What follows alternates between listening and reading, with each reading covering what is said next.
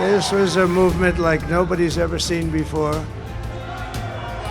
And I want to thank the American people for the extraordinary honor of being elected your 47th president and your 45th president. Donald Trump एक बार फिर America के राष्ट्रपति बनने जा रहे हैं। हालांकि अभी इसकी आधिकारिक घोषणा बाकी है, लेकिन राष्ट्रपति चुनाव के नतीजों से यह साफ है कि ट्रंप चुनाव जीत गए हैं। ऐसे में ट्रंप को दुनिया भर से बधाइयां मिल रही हैं।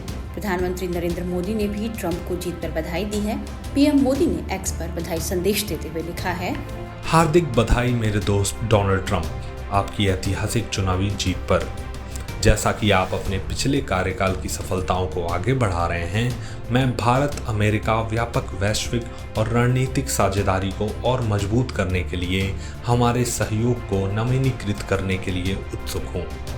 आइए मिलकर अपने लोगों की भलाई और वैश्विक शांति, स्थिरता और समृद्धि को बढ़ावा देने के लिए काम करें। वहीं दुनिया के अन्य नेताओं ने भी ट्रंप को उनकी शानदार जीत के लिए बधाई दी है, लेकिन रूसी राष्ट्रपति व्लादिमीर पुतिन ने ट्रंप को बधाई देने से इनकार कर दिया है। ट्रंप ने चौंकाने वाला बयान देते हुए कहा है कि वे अभी ट्रंप को बधाई नहीं देंगे। रूस की ओर से कहा गया है कि वो ट्रंप की नीतियों को देखने के बाद ही बधाई देने के बारे में सोचेगा। रूस की तरफ से कहा गया है कि ट्रंप के राष्ट्रपति पद का मूल्यांकन ठोस कदमों के आधार पर किया जाएगा। डोनाल्ड ट्रंप की जीत के बाद क्रेमलिन के प्रवक्ता दिमित्री पेस्कोव ने पत्रकारों से कहा, रूस अमेरिकी राष्ट्रपति चुनाव में जीत का दावा करने वाले डोनाल्ड ट्रंप को उनके कार्यों के आधार पर परखेगा।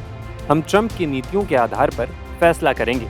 ट्रंप को बधाई देने की राष्ट्रपति की योजना के बारे में जानकारी नहीं, क्योंकि अमेरिका एक अमित्र देश है। हालांकि यूक्रेन के राष्ट्रपति वोलोदिमीर जेलेंस्की ने ट्रंप को बधाई दी है। उन्होंने न सिर्फ बधाई दी है, बल्कि उन्होंने आगे यूक्रेन का समर्थन करने की भी अपील की है। आपको बता दें कि रूस यूक्रेन युद्ध में अमेरिका यूक्रेन का साथ देता रहा है और इस वजह से अमेरिका और रूस के रिश्तों में भारी तनाव देखा गया है।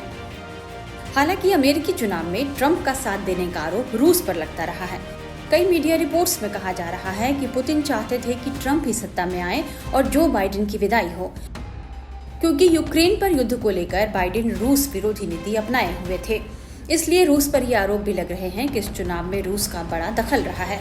इससे पहले 2016 और 2020 के चुनाव में भी ट्रंप की मदद करने का ठीक ऐसा ही आरोप रूस पर तब भी लगा था। कुछ समय पहले खुफिया एजेंसियों ने अपनी रिपोर्ट में दावा किया था कि 2024 के चुनाव से पहले रूस राष्ट्रपति जो बाइडेन और डेमोक्रेट पार्टी के नेताओं के खिलाफ फेक प्रोपेगेंडा फैला रहा है, ताकि यूक्रेन को मिलने वाली आर्थिक और सैन्य सहायता कम की जा सके। मौजूदा अमेरिकी चुनाव में रूसी दखल पर फिर से बहस छिड़ गई है।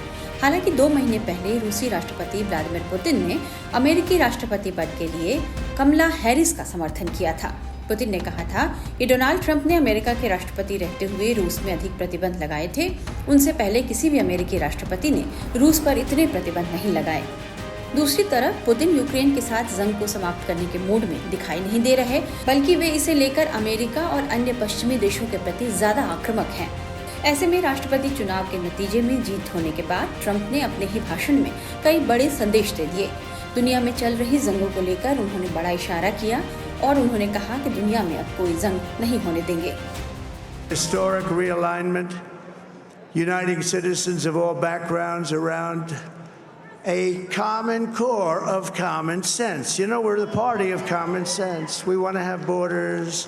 We want to have security. We want to have things be good, safe. We want great education. We want a strong and powerful military, and ideally we don't have to use it. You know, we had no wars. 4 years we had no wars, except we defeated ISIS.